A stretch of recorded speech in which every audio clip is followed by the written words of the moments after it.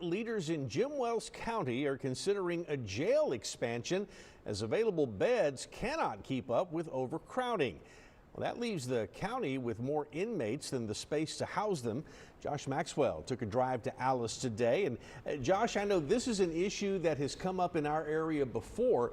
You spoke with the sheriff, so what are some of the first steps that you take when you've got a problem like this? Well, Mike, the first and most important part in addressing something like this is funding. Jim Wells County Sheriff Guy Baker says whether they're expanding the current jail or building a new one, they're already looking at millions of dollars.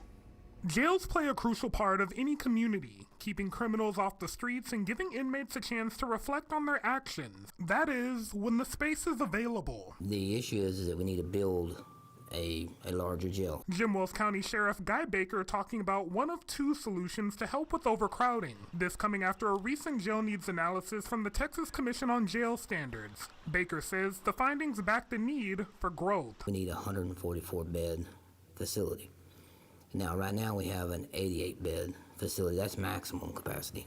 After speaking with an architect, Baker says expanding the current jail could cost between 15 and 20 million, but building a brand new facility could double that price, starting at 30 million. It's a cost he says could be worth paying now to save in the long run. We're looking at spending probably anywhere from 500 to 800,000 this year in housing inmates outside of our jail. Baker says one factor that could drive up the inmate population is the recent passage of Senate Bill 9. The new law limits who is eligible for release on a low-cost or cashless bond. While Baker says he supports the bill, its impact will be hard-hitting. All that tied together is just going to put more strain on not only our jail, but all jails across the state of Texas. We need extra funding for that. Jim Wells County Precinct 1 Commissioner George Aguilar says while there is a need for more space in the jail, there are other priorities the county has to look at. We do really need to upgrade roads. And then when you